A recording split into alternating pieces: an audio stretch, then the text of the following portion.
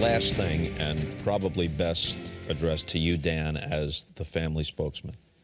What's the best and most realistic outcome, if not tomorrow, then somewhere down the road, for Joe Paterno's reputation and legacy?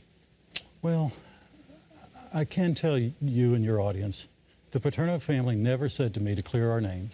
They never said just fight for the legacy.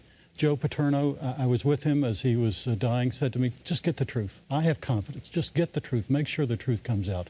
What they know is the damage is done, and it will go on for a very long time. Bob, we couldn't win the battle on the day the Freeh report came out. We can't win the short-term skirmishes here. We can win the legacy. And it's an important legacy to understand what happened, how it happened, but also how the train ran aground in the review and the aftermath. That's going to be important to institutions down the road. It's important to the Paterno family. It's important to Penn State. How about this?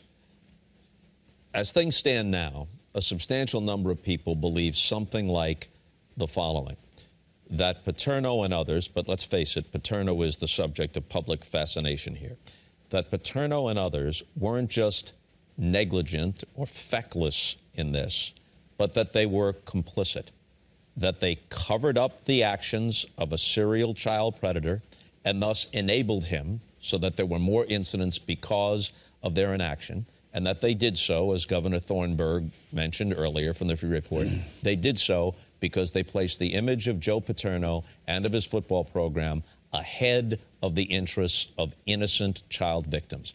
A number of people, a substantial number of people, believe that as we speak. Given that, would you be happy with the following outcome?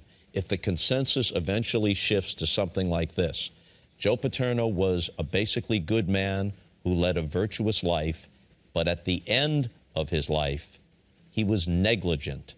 Not that he was actively evil, but he was negligent. He failed to pick up, knowing even vaguely about something that happened in '98 and then hearing something, even if it was vague, that happened in a shower in 2001.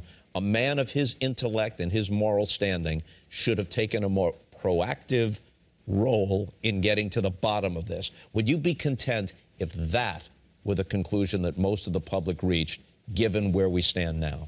No. No. No. The first summary that you give, we know is false. We absolutely know that. But we know many people believe it. We know many people believe it. We also know this is going to be a long fight. I believe Joe Paterno was a moral man. I believe that he put the interests of children first. I believe that's how he lived his life. I believe that he was fooled by an incredibly sophisticated criminal who fooled people so that he could adopt children, who fooled the law enforcement people in the community, who fooled the second mile. That's what happened. Joe Paterno said, and he's been criticized, and we've been criticized as part of it, that with the benefit of hindsight, I wish I had done more. It's the benefit of hindsight is the critical factor here. He did not understand. He was fooled by this man, as other people were. Joe Paterno, because he cared about children, wished that he could have done more in this case, but I believe he did the best he could with the information he had at the time. Wick Sollers, if you had a closing argument to make, what would it be, briefly? Closing argument, Joe Paterno was a terrific person. That's been lost. He had a 60-year career that's been discarded in the scrap heap of history by the Freeh report and the NCAA, and it's not right. And there's not one iota of evidence that he ever tried to cover anything up. He wanted the truth. He made that clear to us on his dying day, and he did everything he could with the information he had at the time. Governor Thornburg? I think Joe Paterno was the victim of what we earlier styled a rush to injustice. There was a lot of pressure. There was a highly visible subject of the investigation that Louis Freeh carried out. But I think we've rehearsed today enough of the facts and shortcomings of that investigation to raise serious doubts about whether it should form the basis for consigning Joe Paterno's legacy to the scrap heap. It deserves more. It will get more if people take the time to consider this, read our report, read the other commentary on the Freeh report with respect to other cases that he's carried out. And I think that in the final analysis, it can be a rush to restoration of the reputation of a great man.